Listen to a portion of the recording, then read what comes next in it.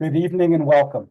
I am Rob Himmelstein, president of MRJ, the Men of Reform Judaism, an affiliate of the Union for Reform Judaism. Men of Reform Judaism is that place where intellect, vision, matter, and spirit meet. It is the place because our members recognize their obligation to our Jewish heritage and values. MRJ is proud to continue our webinar series. Many of our prior discussions have been recorded and are available on MRJ's YouTube channel. Our speaker tonight is Amy Spitalnick. Amy, you may remember, is a return speaker from March of 2021. She joined us while serving as the executive director of the Integrity First for America, the organization that sued the Charlottesville Nazis and won. Tonight, Amy is addressing us as CEO of the Jewish Council for Public Affairs, the JCPA, inspired by Jewish values of human dignity and equal justice under the law, and an abiding commitment to vibrant and secure Jewish communities here, Israel, and throughout the world. JCPA convenes and catalyzes its network to work with public officials and build deep relations and engage in advocacy coalitions based on shared goals with other civic, racial, ethnic, and faith-based leaders and communities. Speaking with Amy this evening will be Stephen Portnoy, the Executive Director of MRJ. Stephen? Thank you, Rob. I would also like to take this opportunity to thank Steve Sherman, who you will not see, but is what we call our Wizard of Oz. Steve has graciously performed behind the scenes doing the spotlights. I want to also make note that we have a number of clergy that are joining us tonight. Thank you. Who are doing watch parties with this webinar. They're either doing them live in person or they're doing them virtually with their congregations. So thank you for that. And not to waste any more time, let's turn this over to Amy. Well, thank you so much, Stephen and Rob, and it's really great to be back with all of you. And so appreciate so many people taking time out of their evenings to join us. Look, we are living at a moment where it's hard not to feel as though the darkness is coming from all directions. For our brothers and sisters in Israel who experienced the deadliest day for our people since the Holocaust and whose families are still being held hostage. And for our community here in the United States and around the globe who are facing new levels of hate and bigotry in the wake of October 7th. Rape, murder, and kidnapping of Israelis and others has been celebrated by some as, quote, resistance, while some deny it even happened. Jewish people, synagogues, businesses, and institutions have been attacked as, quote, retribution for Israel's actions. Jewish students have been targeted, while many of us feel abandoned by partners and allies. And we should make no mistake that this anti-Semitism didn't begin on October 7th. We were already facing record levels of hate and extremism, from a cycle of anti-Semitic mass shootings and hate crimes to the mainstreaming of white supremacist conspiracy theories and broader anti-democratic extremism. All of it seeks to normalize anti-Semitism, to tell Jews that our safety and our pain don't count, and to drive wedges between the Jewish community and others at a time when we know that solidarity between communities has never been more urgent. We also know that we as Jews carry specific intergenerational trauma that's been triggered by the events of the past 4 months and the broader rise in anti-Semitism. Our visceral reaction to images of Jews being pulled from their homes and killed, the isolation and hate that's followed. I can't help but think of the stories of my own grandparents that I was told growing up, who somehow survived the Holocaust in hiding and on the run, and their families who weren't as lucky. This trauma makes it that much harder for us to trust potential allies, to find and build these coalitions that we so desperately need, to separate questions and criticism from real hate and extremism, and to move forward through our pain towards a better future that we know is inherent to Jewish safety. And so in order to begin to do that, we need to unpack how anti-Semitism even operates in this moment so that we can confront it. Of course, and I think this should go without saying, People have a right to criticize the Israeli government, its policies, and its actions. I certainly have, as do the thousands of Israelis showing up at weekly protests and so many others. But when Jewish people, organizations, property are targeted or threatened because of the actions of the Israeli government, that's anti-Semitism. When Jewish students are deliberately isolated and shamed because of their religion or their connection to Israel, that's anti-Semitism. When Jewish events are canceled so as not to, quote, pick a side in the conflict, that's anti-Semitism. And when the murder, rape, and kidnapping of Jews is justified or denied, that's anti-Semitism. On parts of the left, we know that this is compounded by a lack of shared understanding of anti-Semitism and Jews. The idea of Jews being victims, being marginalized, is so often at odds with traditional dynamics of race and power. How can Jews be considered victims when we're so successful? When Jews are so often assumed to all be white, which we know isn't true, when Israel is so powerful. And this fundamental disconnect or lack of understanding can give way in certain cases to overt anti-Semitism, while also having the effect of isolating and alienating Jews from the very coalitions we need to be building at this moment of rising extremism. Meanwhile, on parts of the right, we see efforts to pit communities against one another by suggesting that the fight for one community's safety and rights comes at the expense of another's. Of course, most notably, this is manifesting in increasingly normalized anti-Semitic conspiracy theories, like the Great Replacement and QAnon, and broader hate-fueled violence and extremism that's reached record levels in recent years. 6.5 years ago, neo-Nazis descended on Charlottesville, Virginia, chanting "Jews will not replace us." And in the years since, those bigoted ideas have moved from the fringe to the mainstream, with politicians, pundits, and others espousing watered down but incredibly dangerous versions of these conspiracy theories, including right now as we watch the unfolding impeachment of Homeland Security Secretary Ali Mayorkas. That normalization has fueled a cycle of violent extremism, including the deadliest attack on the Jewish community in the United States in Pittsburgh 5 years ago, as well as attacks targeting the Black, Latino, and other communities in El Paso, Buffalo, and beyond. And so all of this and all the different directions illustrates the insidious way that anti-Semitism operates. Of course, like so many forms of hate, anti-Semitism is a prejudice or a bias, racial, religious, ethnic hatred of Jews.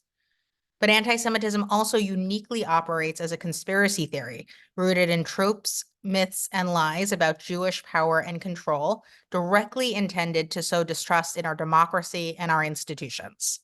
And so whether it's the lies that Jews are, quote, replacing the white race through support for immigrants, refugees, Black and brown communities, and others, or that Jews, quote, control our media and our government, orchestrating support for Israel, or other perhaps less obvious but still incredibly dangerous conspiracy theories and tropes, we know that anti-Semitism operates in this insidious way that so often makes it harder to identify and to call out. So what do? First, some are going to tell us to take off our Stars of David or our kippahs or our mezuzahs or avoid synagogue or our Jewish community centers for fear of violence. And instead, we must live proudly as Jews, being smart and careful, but never shirking from our identities. Terror and hate is meant to do just that, to terrify us, to prevent us from living our lives as proud Jews, and we cannot let them succeed. We must keep showing up proudly. Some will tell us that anti-Semitism is a given, that it's inevitable, that it's not worth fighting.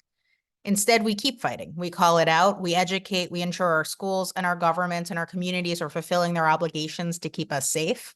And thankfully, we have leaders from the White House on down who are committed to countering the scourge of anti-Semitism, very clearly and explicitly recognizing that Jewish safety is inherent to our democracy and to the safety of all communities.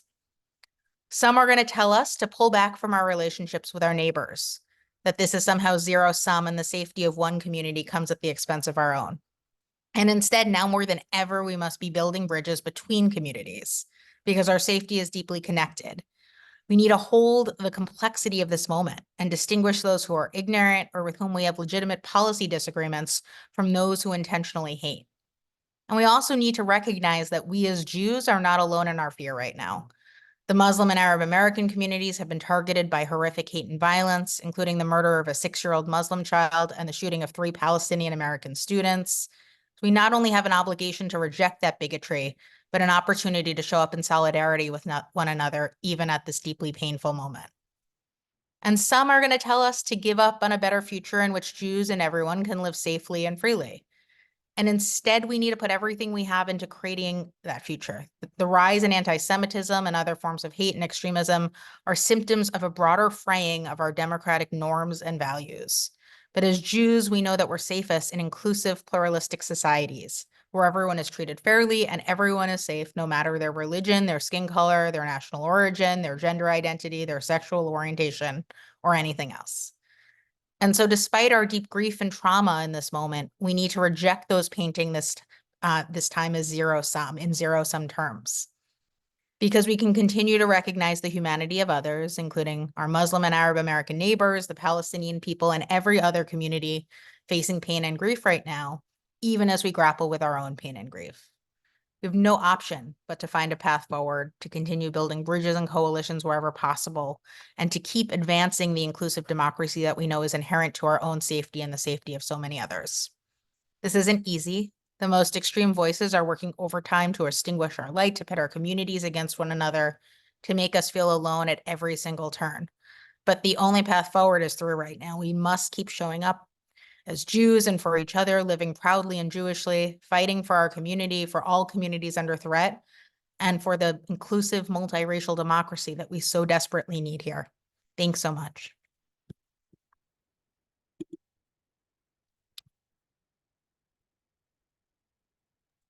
Thank you, Amy. To use the current term, there's a lot to unpack there. I know one of the things that you and I briefly discussed was JCPA is 80 years old. We're 100, by the way, so we've got you by a few years. Just a couple. Just a couple. And I think the word was, you're sort of like resetting JCPA. Why, what, how, what is the model, the overall strategy? Where are you going? Yeah, so JCPA, as you said, is an 80-year-old organization. It was founded in 1944 with the recognition that Jews are safest in relationship with our neighbors. And that in particular in 1944, as we grappled with the horrors of that moment for global Jewry, we the founders of JCPA recognized that by building bridges across communities here at home, we would not only be safer in our own communities, but be able to advocate more effectively, more powerfully in Washington and other capitals for our interests and our shared interests in terms of civil rights, religious freedom, and so much else. And that really has been at the core of JCPA's model for the last 80 years, and it hasn't changed in this new chapter. But what is changing is that I was brought in, I started in the Department of perfect timing. I started September 5th full-time, just a full month before our world exploded. And I was brought in along with an incredible team that we've been building over the last few months to really help bring JCPA into this new chapter and make it more effective and nimble and able to meet the many crises and challenges of the moment. So historically, and of course still, we work very closely with the Jewish community relations councils around the country, of which there are 125. I'm sure many of you live in communities where you have a great JCRC. Some are in-house in federations, some are independent, some are in partnership with your local AJC or another Jewish institution like the JCC. And we are still serving as a national resource and partner to the JCRCs, particularly to help not just support them and resource them in the crucial work of building relationships between communities and navigating so many of the state and local challenges they're facing on a variety of issues, but also through these national action networks that we are building, focused on bringing together national Jewish and non-Jewish partners with the local JCRCs and others to mobilize in support of protecting and advancing our democracy and combating anti-Semitism and all interconnected forms of hate. And so in this moment, we know that we are facing a crisis of democracy here in the United States.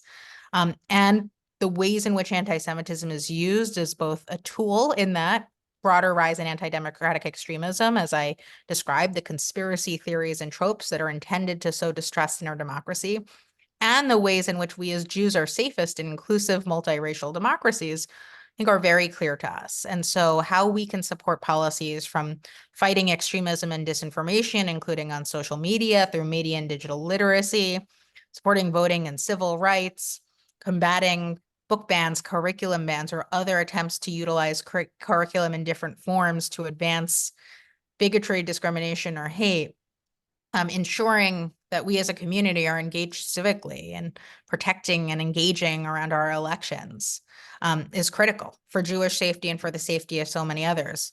And similarly, so much of our conversation on anti-Semitism and other forms of hate are happening in silos, and how we can break down some of those silos and better convey the ways in which anti-Semitism is deeply interconnected to other forms of hate, fueling and animating everything from anti-immigrant hate to anti-Black racism, white supremacy, and white nationalism, which we know to be true. We see, for example, in the cycle of hate crimes and mass shootings in recent years, how anti-Semitic conspiracy theories are really at the core of this hate. And so by taking on anti-Semitism, we ensure that not just the Jewish community is safer, but every single community is safer, and how we better engage our neighbors and our allies in understanding that and mobilizing together against anti-Semitism and against these deeply interconnected forms of hate targeting so many communities, showing up for one another, not just because it's the right thing to do morally and from a values perspective, but because we know our own safety and our own futures depend on it. So we are building out these action networks. They will be launching in the coming months. We definitely encourage folks to get involved through their local JCRCs. We are also, of course, close partners with URJ and the RAC, and expect to have a lot more to share in the coming months about how we will be not just providing opportunities for engagement and mobilization, but hopefully bringing our communities together across lines of difference at such a crucial moment, particularly post October 7th, in support of these broader values and goals.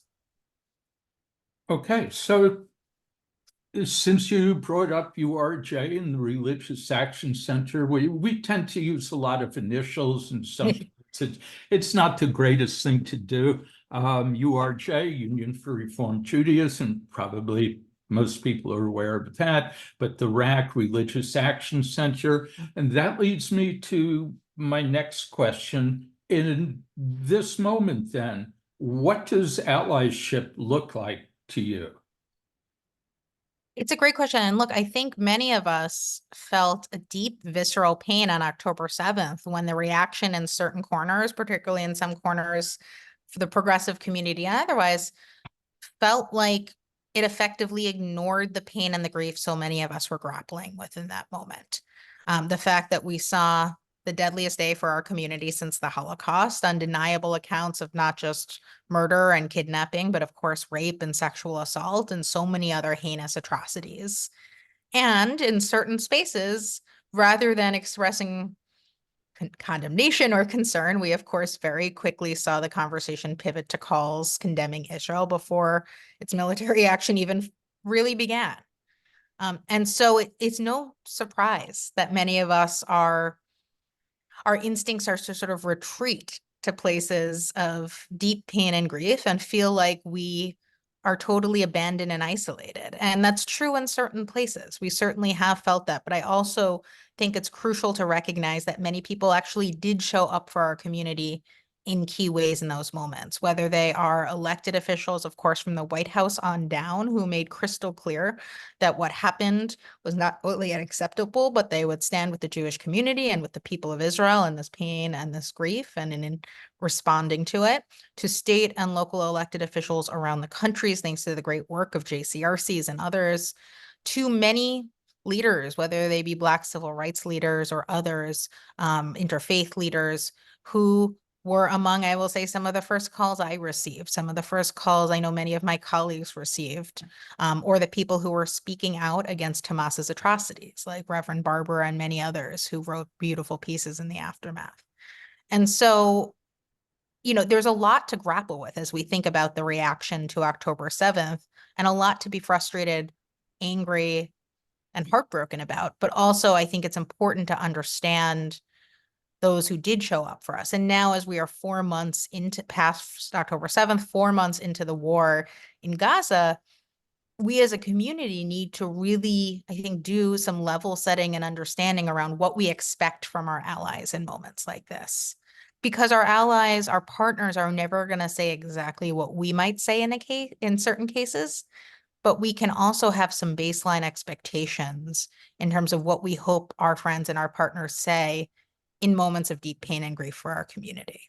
So there might be some who believe that it's time for the war to end, that there should be a ceasefire, and how we think about what we're asking of them in doing so, how we make sure that they're not simply putting the onus on one side, but rather recognizing that such a ceasefire, of course, would also need to include the release of all the hostages, a recognition of Hamas's atrocities and the continued threat it poses, and how we ask people to really hold all of that complexity, and not lose sight of the humanity of the Israelis who were impacted by October 7th, and of course our own pain and grief in terms of the Jewish community here at home as we witnessed it. And similarly, how we find a path forward that recognizes while we are not going to agree on every policy issue, we might not agree on every decision as it relates to what's happening in Israel and Gaza, we can expect our allies and our friends to fight for Jewish safety here at home and to recognize these basic values, and thresholds that we need them to see, the same way that we so often would want to do the same for them in their moments of grief and pain. And so how we work past policy differences and recognize that there are very legitimate policy differences and disagreements to have between communities, and what the line is between that and intentional malicious hate, bigotry, disinformation, and other challenges is going to be crucial for us as the situation continues to evolve, and as we as a community continue to work to build the coalitions and the partnerships that we need here at home for our safety and for so many others. So what has the White House shared with you on the peace talks? Well, I don't think they've shared anything with me that goes beyond what they've shared publicly at this point, but I'll say a few things. First and foremost, I think even just stepping back, 3.5 months ago or so, right after October 7th, the White House and the president in particular convened a remarkable meeting of Jewish leaders, a group of, about a dozen of us who met with the president and with other senior officials from the White House. And I think the moral clarity that we saw in that room was deeply powerful and deeply appreciated. That I will say that meeting was originally convened long before October 7th as an update on the national strategy to counter anti-Semitism. And it's so important that we not lose sight of that strategy, even as we grapple with October 7th and its aftermath. Because that strategy is both historic and I also think provides a very clear and deliberate path forward that the White House and that the federal government and state and local governments and all of us in civil society can actually advance. And so when we, wring our hands and say, what can we do? There's a very clear roadmap that the White House put out with deep impact from so many of us in the Jewish community and so many others thinking about hate and extremism that's now out there that needs to be fully resourced, fully funded, and fully implemented. And their continued commitment to that, I think, has been crucial. And of course, the president's own, deeply personal approach to navigating this broader crisis, the ways in which they have been outspoken, not just about the, seeing Israelis' pain and grief, showing up for the hostage families. In particular, I've spent a lot of time with hostage families who said that the communication from the president and from the administration has been remarkable and frankly, sometimes much better than their own governments. And that's important. The fact that the administration has operated when it comes to these hostage families, when it comes to helping the Israeli people through this moment with such moral clarity, I think is deeply felt, certainly there as well as here by our own community. And of course, we are now in a very tenuous moment in the war where it has the potential to either expand to multiple fronts, or for these rumors of a potential bilateral ceasefire agreement and a release of the hostages to actually come to fruition. And it feels like at any given hour, it could go in either direction. And so I think it's so crucial that all of us, at the very least, just while following the news, make sure we're getting it, I guess, from credible sources at a time when disinformation in this has certainly skyrocketed, and trust that, you know, I feel confident that those working behind the scenes on behalf of our government and others are continuing to push to get those hostages home and do everything in their power to keep everyone involved as safe as possible at this point. But, you know, as this continues, as the war continues, certainly we know that the ripple effects are also going to continue. And so, you know, we are focused in particular on making sure that those ripple effects here at home in the form of anti-Semitism, in the form of hate targeting other communities are staying top of mind, not just for the federal government, but for all levels of government. So we're finding that this misinformation and disinformation, and I'm just going to take the liberty of suggesting the difference between the two might be intentional and unintentional, and how it's spread and proliferates online. But what can we do? Are there concrete steps that the people who are listening to this webinar can do? Yes, and I'll say there's a few things that we can do both as individuals, whether you are a consumer of social media and news yourself, whether you're a parent or a grandparent or a caregiver. And then there's policies we can advocate for. So on the former, on what we can do, we're living at a time when the loudest voices are exploiting every tool, including social media and including even traditional media in various cases, to not just pit our communities against each other and make us feel isolated and alone, but to your point, spread overt and clear disinformation to advance broader distrust in our democracy, distrust in our institutions, and fuel ultimately the sort of political and hate-fueled violence that we've seen skyrocket in recent years. And so as consumers of news, first and foremost, being smart about what we're consuming, recognizing that not only on platforms that have built business models on extremism and hate, like Telegram and 4chan and others, but on the mainstream sites we all use, like Twitter and Facebook and Instagram and Discord, they are not living up to their obligations in terms of keeping disinformation and hate off these platforms. And so we need to go into all of these virtual settings with a keen eye for that. We also need to recognize that the sort of outrage, the outrage Olympics that so often dominate social media are actually intended in many ways inadvertently amplify the hate-fueled disinformation and bigotry that so many of us want to call out. So when we, for example, see someone sharing something awful regarding Israel, awful regarding the Jewish community, when we share it to call it out, we are inadvertently amplifying it. So how we can avoid doing that, while of course being smart consumers and reporting things or otherwise making clear what's real and what's not, is a challenge, right? The algorithm rewards those loudest, most hate-fueled voices. There is very specific handbooks and other tools that are out there for parents, caregivers, and educators to use from our partner organizations at places like the Western States Center, Southern Poverty Law Center, and PERIL, the Polarization and Extremism Research and Innovation Lab, which is an institution at American University on which I'm proudly on the advisory board, all of which operate specifically with an eye towards online disinformation and extremism, and how we can not only understand it, but combat it and empower parents, caregivers, our kids, our grandkids with the tools to spot it and to be smarter consumers.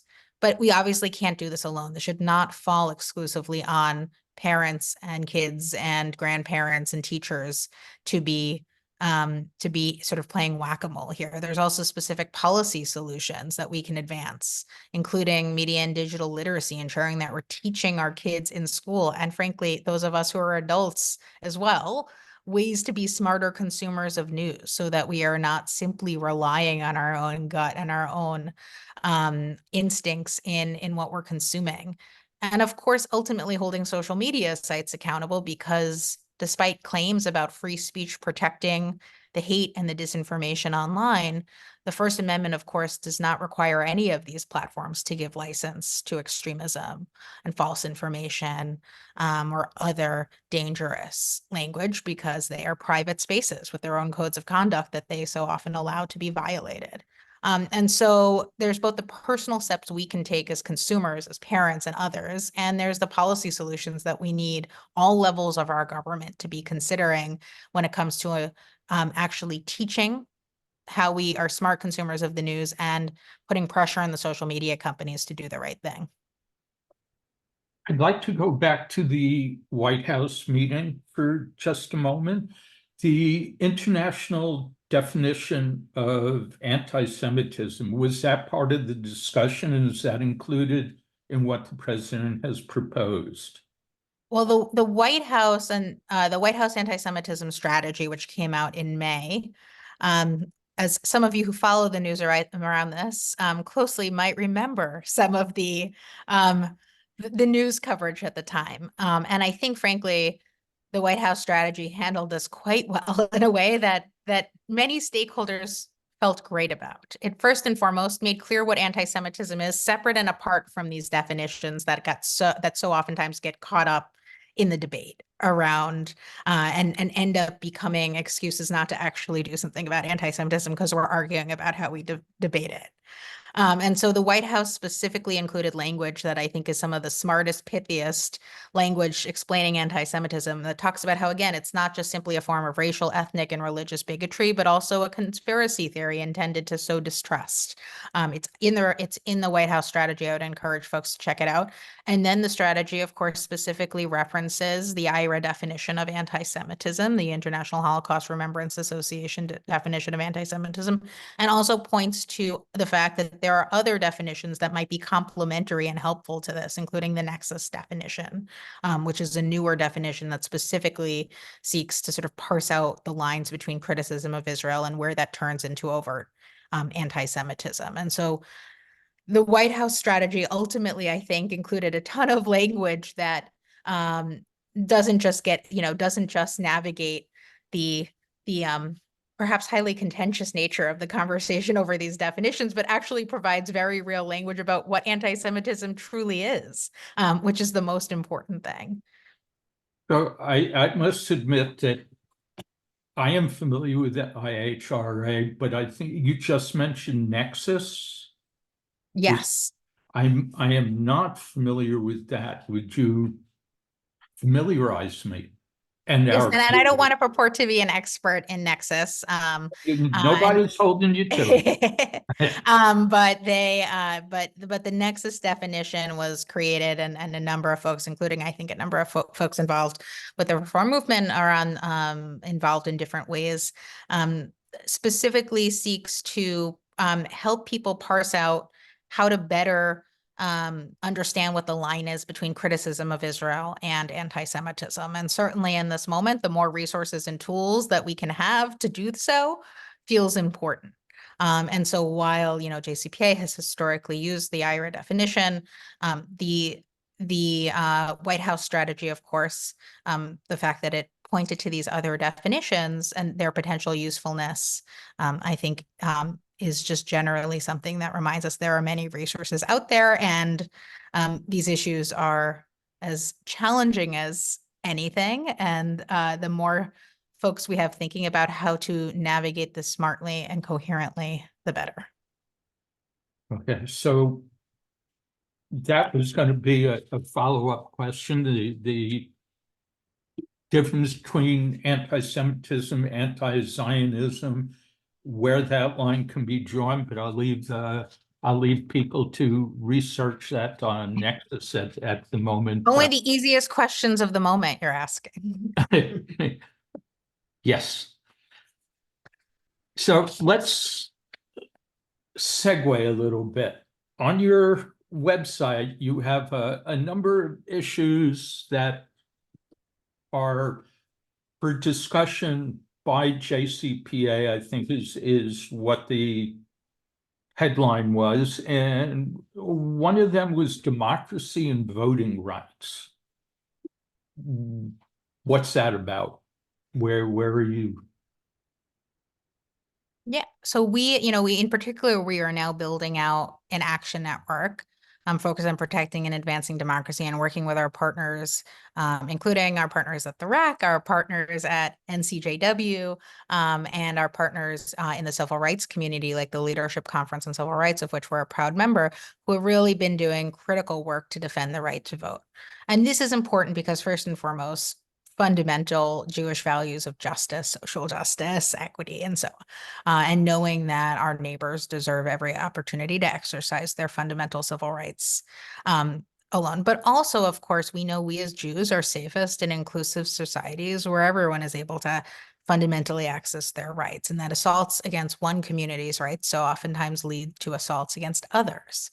And so historically, the fight for voting rights, including during the civil rights movement, has been at the top of JCPA's priority list. As you could imagine, JCPA was sort of a very proud organizer of the Jewish community and the original March on Washington, was a founding member of the Leadership Conference on Civil Rights. And that's a legacy that we are deeply proud of as an organization.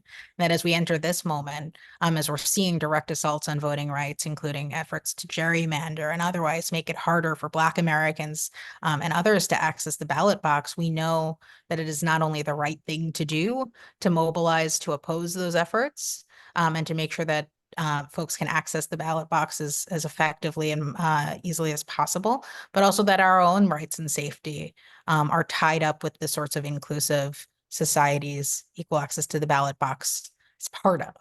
And so we are really looking forward to building out what this new chapter of partnership looks like, both within the Jewish community, with the organizations who have already been doing crucial work on this front, with the JCRCs around the country who are navigating these issues because they so often, of course, flare up, particularly on the state level, and of course, with our partners in the broader civil rights community.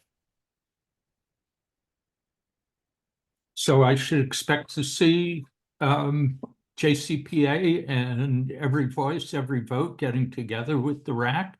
That is exactly what we are talking about with my friends at the RAC, and a Good. program that I'm deeply supportive of, and so grateful for everything the RAC has been doing on that front, and I'm really excited to see how our partnership can unfold both this year and well beyond. Yes, yes, absolutely. So other issues that JCPA is involved in, reproductive rights. Where do you come in with that? Other Well, than the obvious. yeah, well, I mean, I think you could probably imagine as a Jewish woman where I generally fall on that spectrum, and the ways in which the assaults on reproductive rights are, of course, not just an assault on me as a young woman and someone who has deep belief in reproductive justice and freedom, but I would argue an assault on religious freedom. That we, within Judaism, it not only provides for abortions where necessary, but specifically talks about how it's a decision that's to be made by a woman in consultation, of course, with her network of folks who can help her make that decision. And so this is fundamentally an issue of reproductive freedom. And of course, our partners at organizations like NCJW have been articulating this fantastically in the last few years. We are proud to, of course, just sign an amicus brief that they led alongside a coalition of interfaith groups regarding keeping medical abortions available. Oh, there it is. Look at that. And We're an amicus on here too. excellent. And so, yeah, and look, I think it's important to see how this is an issue that is inextricably linked with the broader fight for democracy and against extremism in this country. I think when we think of extremism, it's easy to understand it when it's neo-Nazis marching on Charlottesville, when it's extremists storming our cities or the Capitol.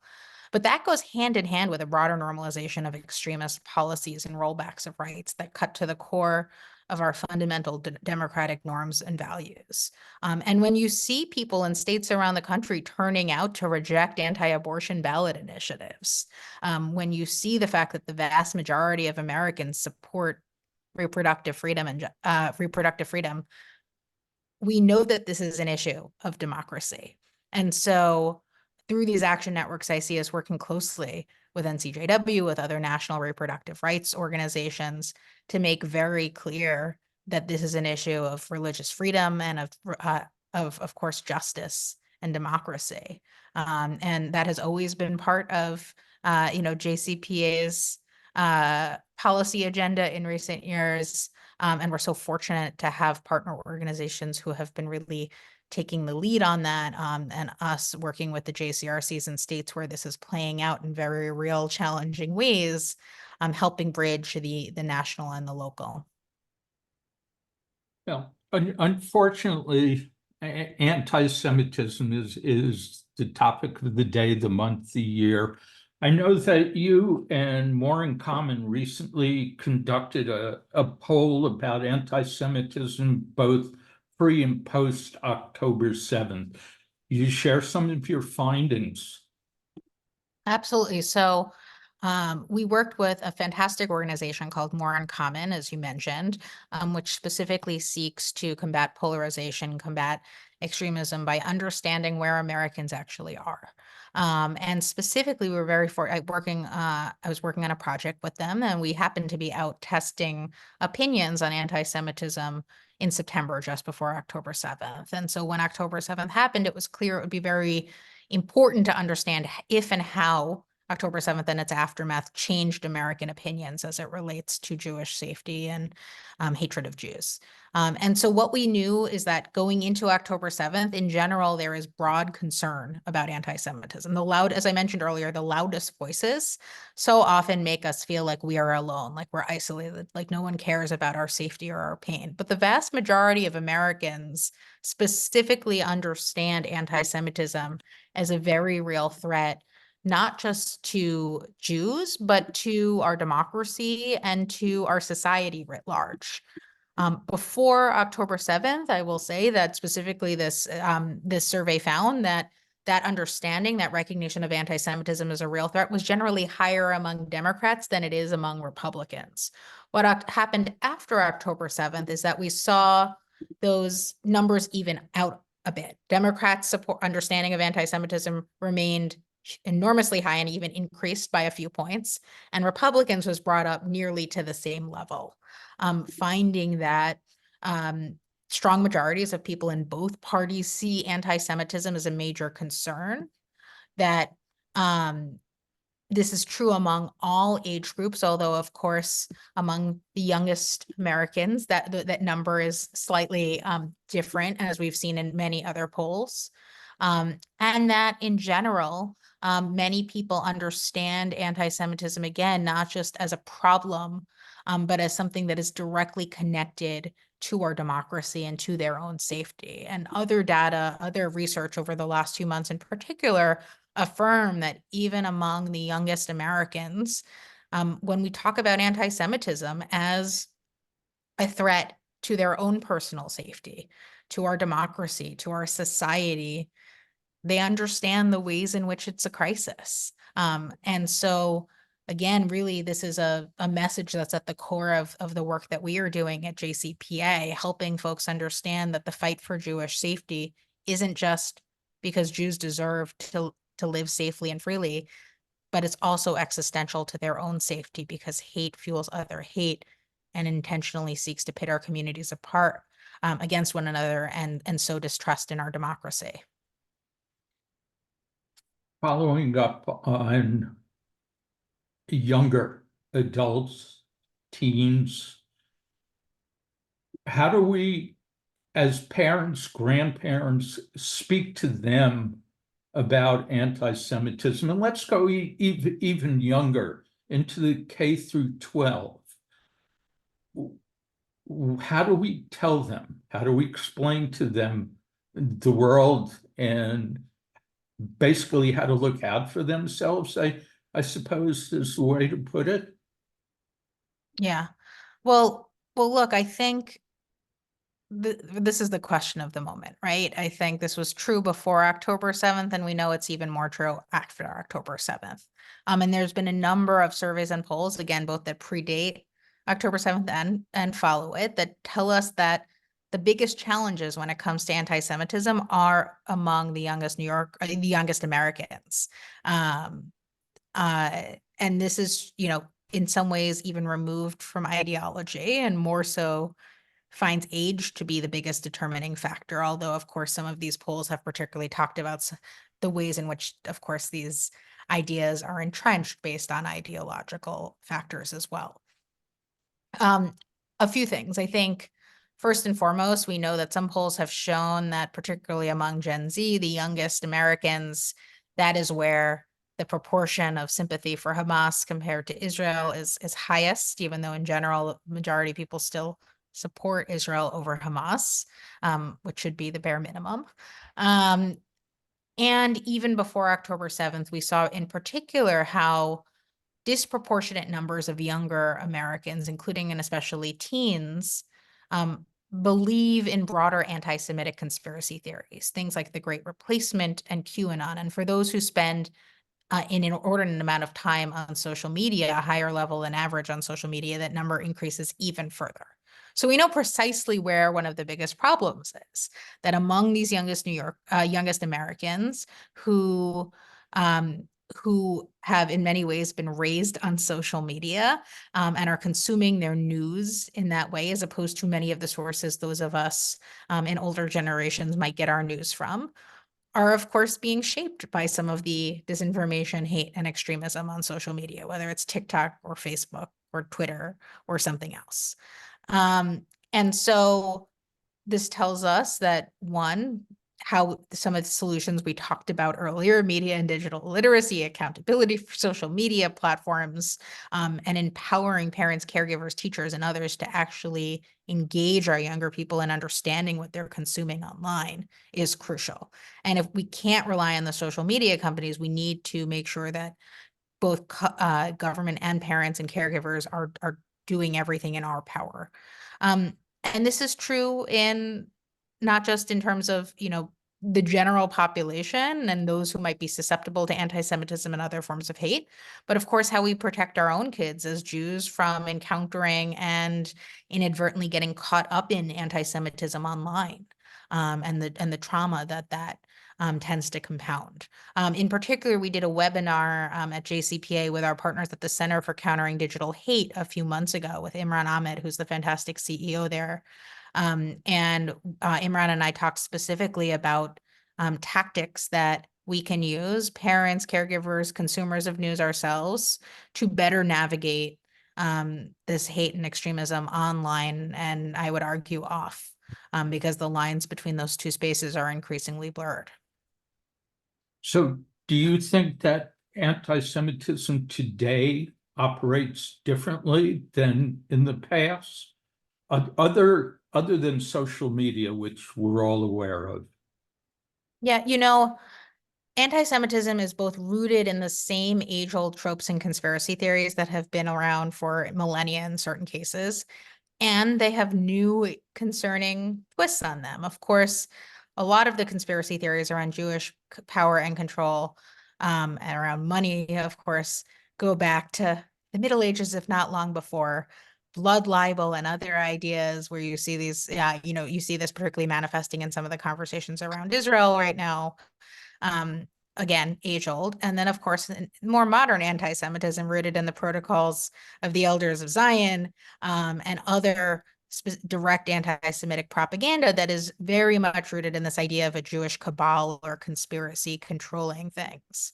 And so the ways in which the protocols have really been the more modern precursor to the anti-Semitic conspiracy theories that we've seen become increasingly normalized in recent years, have, I think, for me, become quite clear as we've seen this hate become very normalized. And again, this really manifests in conspiracy theories that at the end of the day are rooted in the same ideas, even if the ideological places they're coming from are different. This idea of Jewish control and power. So on the left, right now, we are seeing it rooted in ideas of Jewish control and power, Zionist control and power related to Israel, related to the conflict, related to how Jews are supposedly manipulating our government and our media as it relates to Israel or otherwise.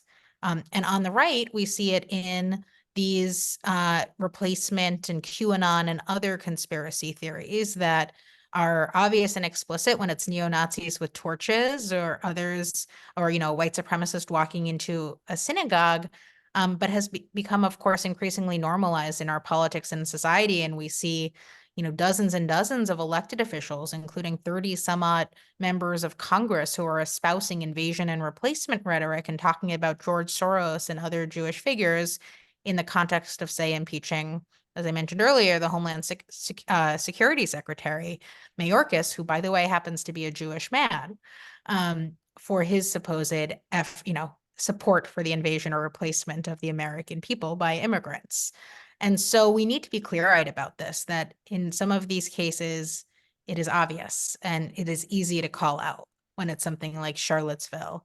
But in so many of these other cases, it has become increasingly normalized, increasingly insidious, in places where we need to be explicit about what it is and not tolerate it. And so this is the challenge, particularly going into an election year when we know that anti-Semitism is going to be weaponized in new ways to further pit communities against one another, when the war in Israel and Gaza is going to continue to be exploited to attack our community, to hold Jews collectively responsible for what's happening there, and to pit communities against one another so that we can't build the coalitions we need to fight hate more broadly. And all of it is in service of a fraying, of an undercutting of our democratic norms and values and rules, the rule of law, that we know is so crucial to our own safety and the safety of so many others in this country. And so how we are clear-eyed about this and reject it at a time when it's become more mainstream and normalized than ever before is really just at the core of all of the work we have to do. Yes, I'm had read a number of stories today about I'll tie it in, the relationship between Taylor Swift and Kelsey, and how that is a plot to put them front and center so that Taylor Swift, who has in the past supported Democratic candidates, it probably will not be very long until somebody says, they're both Jewish. Gosh, I know. It is truly, I mean, it's like you've gotten go down. I mean, look, I wish Taylor Swift were Jewish because she's amazing, and I wish we could claim her as our own. But I'm sure Adam Sandler will figure out a song to include her. But I think that's a perfect example of how just like we've jumped the shark on these conspiracy theories and disinformation. We are at a place that we feel so far removed from any reality that those of us who try to stay rooted in reality recognize. And the concerning part is that people buy into it. There was a story this morning, like a horrific story about a far right man in Pennsylvania who beheaded his father, who was a federal government employee, and then railed about conspiracy theories related to the LGBTQ community and Black Lives Matter, Antifa, the immigrant community, specifically when going after his father, seemingly because he was a federal government employee. And, it's so easy to chalk this up to mental illness or some of the other things that we talk about when we hear horrific stories. But we should be very clear that this is not normal. This is the direct result of the normalization of extremism and disinformation and hate in our politics and in our media and in our society more broadly. And it has very deadly consequences that we as a Jewish community know, and that will only continue to impact so many others in the months and years ahead, as, again, particularly I think in an election year where these issues are even more weaponized and exploited. So how do you see anti-Semitism playing out in a presidential year? Well, I think we're already seeing it, unfortunately. You have the presumptive Republican nominee leaning directly into anti-Semitic conspiracy theories and tropes about George Soros and about other, replacement and invasion language that we know again has directly fueled a cycle of violence targeting not just the Jewish community, but so many others, the Black community in Buffalo, the Hispanic community in El Paso, the Muslim community, and a number of others. And so we are seeing it already playing out, and I'm deeply worried that as the race heats up and this rhetoric gets more and more attention and more of an audience, it's only going to further embolden extremists as we've seen in the past. And while we are a 501c3 at JCPA, we do not get involved in electoral politics. I imagine the same goes for you. And also that doesn't preclude us from calling out anti-Semitism when we see it, because all of us have a fundamental obligation to do that. And so, I think whether it is what we're seeing now in terms of the political, this highly politicized impeachment of the Homeland Security Secretary, who again, I should say, has been a fantastic ally and partner to the Jewish community, particularly post October 7th, but more broadly, to the ways in which we are seeing from the presidential race on down, these conspiracy theories and tropes become increasingly normalized, is going to be key. And I think in particular, what we've seen in the past and what I'm worried about now is the ways in which this idea of loyalty is used, whether it is Trump claiming that Jews are disloyal to this country because they don't vote for him, or suggestions that, of course, Jews have dual loyalty because we live here and support our own country, but also, of course, have our connection to and support for Israel. And so given everything that is happening in the world, I'm also deeply worried about those sorts of tropes and conspiracy theories manifesting on various levels. Never mind, of course, the ways in which the conflict will continue to fuel the direct hate we've seen against the Jewish community, as well as the Muslim American and Arab American communities. And so we all have, no choice but to go into this year with open eyes, make sure that we are calling out this hate where we see it on whatever level it happens, and hold our institutions, our media, and others accountable to not giving it a platform and to making clear what it is when they cover it. Thank you. I think we have time for one more question. Where do you find hope these days? Where does hope live? Yeah, well, look, I mentioned earlier in my remarks that I'm the granddaughter of Holocaust survivors, and it's so easy to feel like we're living in a deeply parallel time to the 30s, to what they experienced when they were growing up. And the good news is that while we should be clear-eyed about the threats we face and clear-eyed about the fact that we're seeing resurgent hate that in so many ways is rooted in the same bigotry that, my family and millions of others saw in Europe, we also have institutions. We have leaders. We have power in our democracy, and we can use it to do something, whether it's the accountability that we saw in Charlottesville in terms of successfully suing those neo-Nazis, and the broader accountability we've seen in the aftermath of January 6th and other acts of hate and extremism, to the fact that we have a White House that put forward a historic strategy to combat anti-Semitism at a moment when our community feels so vulnerable and scared, and to the fact that there are, even in this dark moment where we can all feel so isolated, there are many people who have been showing up for us, calling to express their support for our communities and their disgust with rising anti-Semitism, speaking out against it, and recognizing that ultimately our safety is only assured in solidarity with one another, and in the sorts of inclusive democracies that we know we need to keep working toward. So I'm finding hope in those partnerships and those institutions and our leaders who have really stepped up and shown up, not just in the last 4 months, but more broadly at this broader moment of extremism and hate. And certainly in the incredible activists and leaders in the Jewish community represented here tonight, represented in the JCRC field, who I think are in many ways more motivated than ever to get to work. Amy, thank you. Thank you.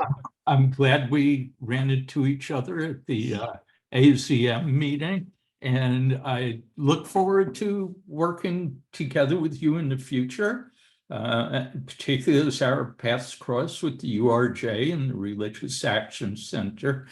To those of you watching, we could probably go on for another 2 hours, but I did say that I would be respectful of Amy's time, and I will be. So we're going to once again say thank you, and we hopefully should have this webinar up on our website, menrj.org, within a few days, and I will do my best to get the various references that were cited, the websites, definitions of anti-Semitism, anti-Zionism, etc. So once again, thank you. Thank you to all those who are with us, and have a good night. Thank you so much. Have a good night. Bye now.